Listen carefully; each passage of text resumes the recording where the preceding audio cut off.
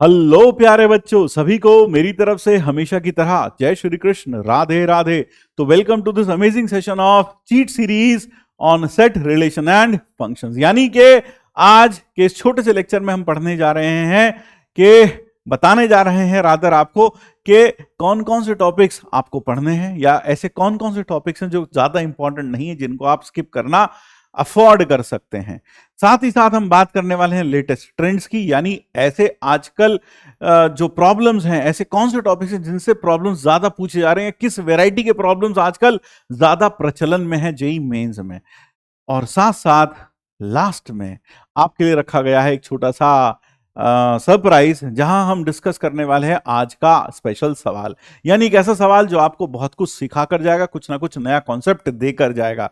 तो मेरे साथ बने रहिएगा इस वीडियो के अंत तक, ताकि आप वह नया कॉन्सेप्ट या फिर वो एक नई लर्निंग आप सीख सकें। तो चलिए आइए बढ़ते हैं आगे। सबसे पहले शुरुआत करते हैं सिलेबस कंपैरिजन में। 2023 और 2024 जेईई मेंस के सिलेबस आपके सामने रखे हैं। अगर देखा जाए तो यह दोनों सिलेबस में कुछ भी अंतर नहीं है, ज्यों का त्यों बना हुआ है। यानी कि अगर आपके मन में किसी प्रकार का कोई भी संदेह है कि हमने अपनी कोचिंग में, या फिर जहां हम पढ़ते थे, या फिर जो मैंने खुद पढ़ा कहां सेट रिलेशन ऑफ फंक्शन में सिलेबस आने से पहले, या उसमें से कुछ डिलीट हो गया है, नहीं, कुछ भी डिलीट नहीं हुआ है, सब कुछ चीजें यथावत पहले की तरह बनी हुई हैं। तो इसलिए ये टेंशन मन से निकाल दीजिए, कुछ डिलीट नहीं हुआ है। अब इन चैप्टर्स में क्या क्या पढ़ना है, क्या क्या नहीं पढ़ना है, वह भी बताएंगे। लेकिन उससे पहले हम बात करते हैं 5 साल, पिछले 5 साल के पेपर्स के बारे में कि किस टॉपिक से कितना आया है, वो थोड़ा हम आपको बताएंगे।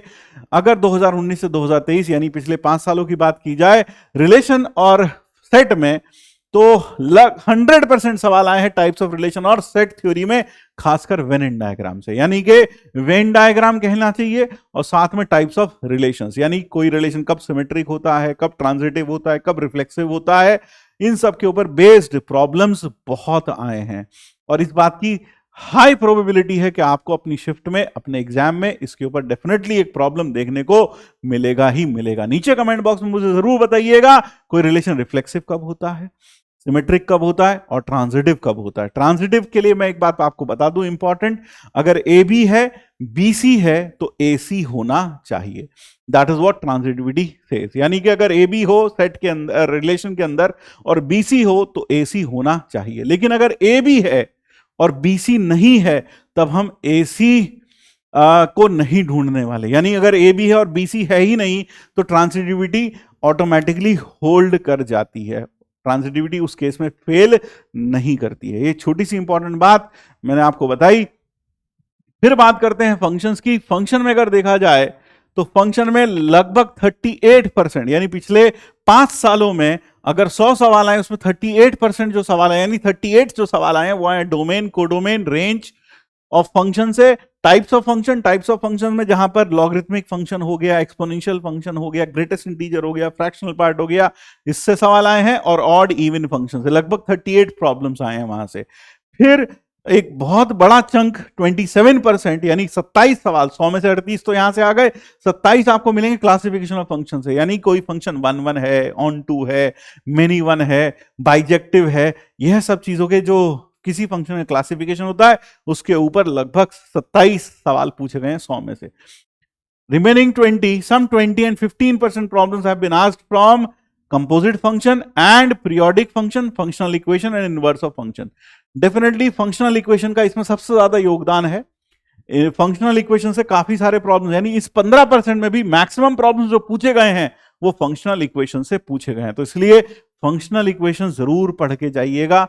जो इंपॉर्टेंट फंक्शंस हैं, जो फंक्शनल इक्वेशन को सेटिस्फाई करते हैं, जैसे f of x plus y is equal to f x into f y, इस प्रॉपर्टी को सेटिस्फाई करने वाला कौन सा फंक्शन होता है, नीचे कमेंट बॉक्स में जरूर बताइएगा, ठीक है। या फिर f of x into y is equal to f x plus f y, इसको सेटिस्फाई करने वाला कौन सा फंक्शन होता है, यह जरूर नीचे कमेंट बॉक्स में फिर से बताइएगा। देखते हैं फंक्शनल इक्वेशंस के लिए आप कितना तैयार हैं। ध्यान रखिएगा, इससे भी प्रॉब्लम आने की बहुत ज्यादा प्रोबेबिलिटी, संभावना है। फिर बात करते हैं must to do topics, can do और मे स्किप टॉपिक्स। सबसे पहले जो जो पढ़ना ही पढ़ना है भैया, इसको तो आप छोड़ना अफोर्ड ही नहीं कर सकते। अगर आपका बैकलॉग भी है तब भी कोशिश करिए कम से कम इतना पार्ट तो कर लें। Types of relation, number of relations, यानी टाइप्स ऑफ रिलेशंस में जैसा मैंने आपको बताया, सिमेट्रिक, रिफ्लेक्सिव, ट्रांजिटिव और साथ में equivalence. Number of relations mainly symmetric, इस सेट पर कितने सिमेट्रिक रिलेशंस बन सकते हैं, इस सेट पर नंबर ऑफ रिफ्लेक्सिव रिलेशंस कितने बन सकते हैं, खासकर ये है ना। नंबर ऑफ ट्रांजिटिव इज, वो तो आपसे खैर नहीं पूछने वाले, तो नंबर ऑफ रिफ्लेक्सिव और नंबर ऑफ सिमेट्रिक रिलेशंस के ऊपर प्रॉब्लम जरूर आ सकता है, किसी एक सेट पर कितने बन सकते हैं। Domain, range, types of functions और फंक्शनल इक्वेशंस, ये जरूर पढ़िएगा। फिर permutation based problems on functions, आजकल यह परम्यूटेशन और कॉम्बिनेशन को फंक्शन के साथ मिलाकर पूछने का जो प्रचलन है जेई मेंस में भी अब वह आ गया। पहले जेई एडवांस तक सीमित था, अब जेई मेंस में भी इस तरह के प्रॉब्लम्स पूछे जा रहे हैं।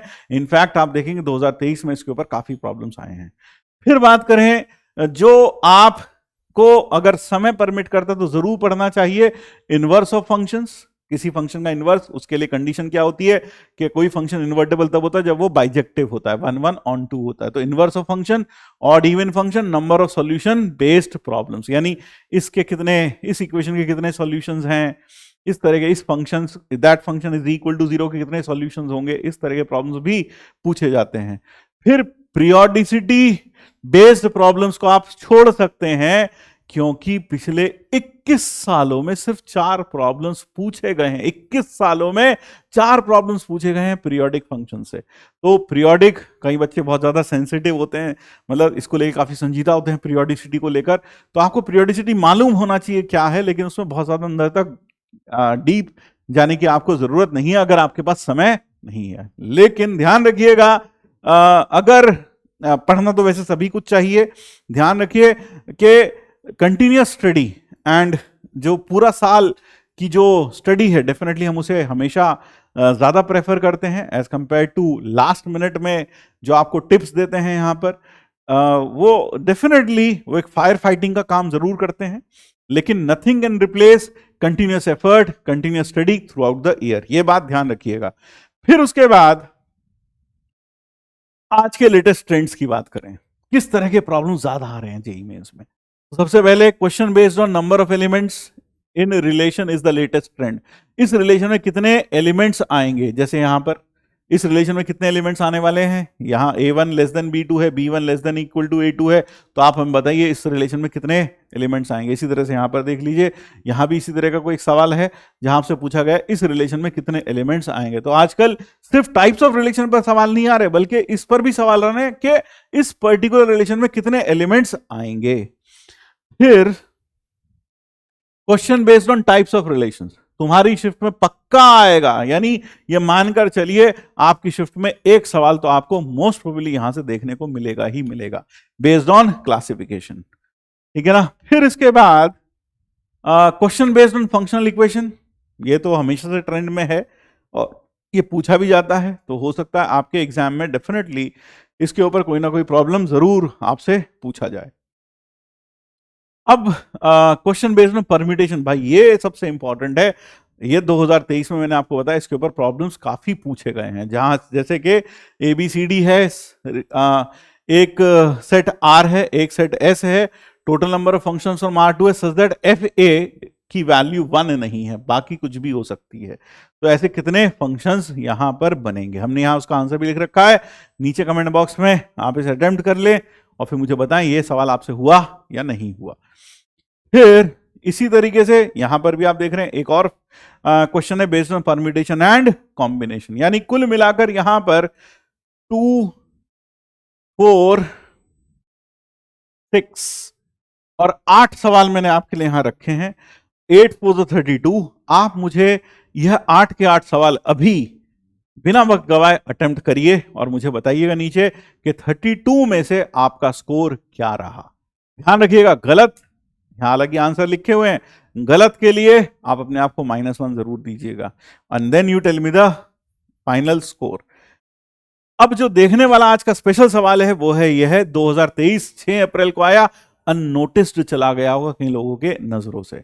यहां पर आपने हमेशा ग्रेटेस्ट इंटीजर ऑफ फंक्शन तो पढ़ा होगा, greatest integer of x, greatest integer of x function तो आपने पढ़ा है कि यह फंक्शन क्या करता है, यह फंक्शन आपको बताता है किसी इंटीजर का, जैसे कि मान लो ग्रेटेस्ट इंटीजर फंक्शन से बहुत अच्छी तरीके से वाकिफ हैं, ग्रेटेस्ट इंटीजर ऑफ एक्स, इससे हम बहुत अच्छी तरीके से वाकिफ हैं।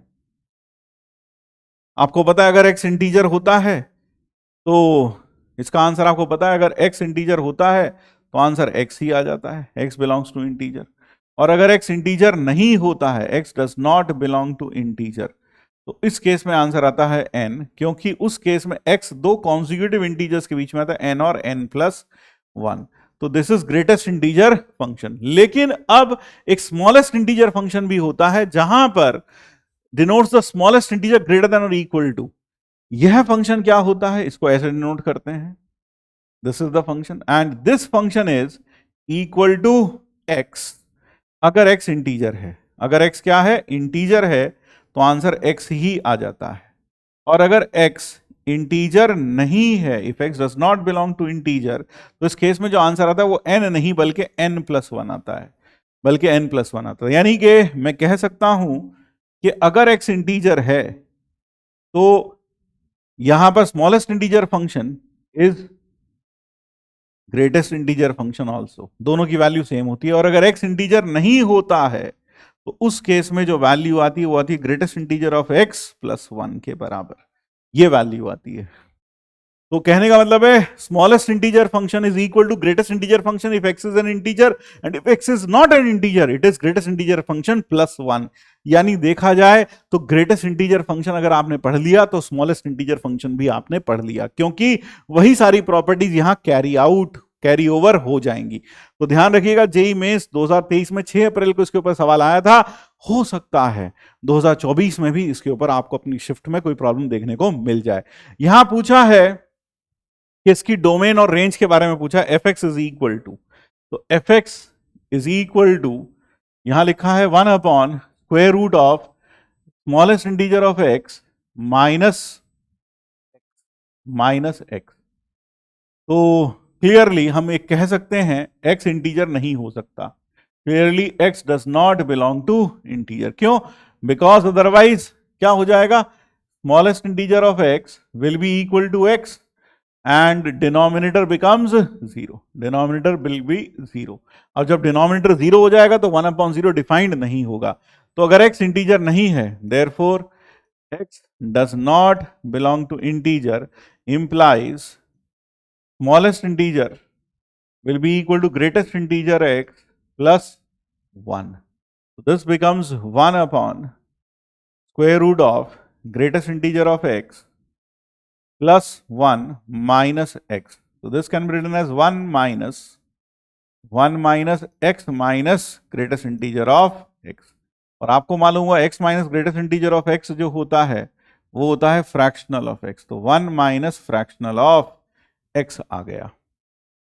अब फ्रैक्शनल x, यहां पर आप जानते हो फ्रैक्शनल x हमेशा 0 से 1 होता है, बिलोंग्स टू 0 से 1।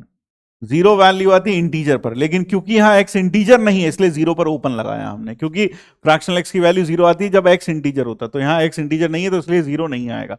तो fractional of x belongs to 0 to 1, तो दिस इंप्लाइज जो डोमेन हो गई और दिस, तो यहां फ्रैक्शनल x 0 से 1 होगा तो उसकी डोमेन क्या हो गई सर, डोमेन हो गई, डोमेन x बिलोंग्स टू पूरा R एक्सेप्ट इंटीजर्स। क्यों? क्योंकि फ्रैक्शनल एक्स अब 0 से 1 के बीच में है तो ये नंबर हमेशा पॉजिटिव होगा क्योंकि 1 से छोटा है, तो डोमेन तो ये हो गई। अब रेंज की बात करें, रेंज की बात करें तो रेंज के लिए f x is equal to 1 upon square root of 1 minus fractional of x. Fractional of x की वैल्यू है, फ्रैक्शनल ऑफ एक्स की वैल्यू है 0 से 1, fractional of x lies from 0 to 1। ये वैल्यू ओपन 0 से ओपन 1 है इस क्वेश्चन में, है ना, नहीं तो क्लोज 0 से ओपन 1 होती है। और ये हो जाएगा 0 से फिर से 1, क्योंकि 1 में से 0 गया 1, 1 में से 1 गया 0, और जब इसके स्क्वायर रूट की बात की जाएगी तो this will be from again 0 to 1। अब जब इसका रेसिप्रोकल की बात की जाएगी तो 1 का रेसिप्रोकल विल बी 1 एंड 0 का रेसिप्रोकल विल बी इन्फिनिटी। तो यानी ये क्या आ गई इसकी रेंज, ये हो गई इसकी रेंज। अब जो डोमेन सेट है वो तो है A, this is A, domain is A, let A and B, and range is B, and range is B, this is B. तो रेंज हो गया अभी। अब आपसे पूछा जा रहा है कि बताइए इनमें से कौन सा स्टेटमेंट सही है, ए इंटरसेक्शन बी।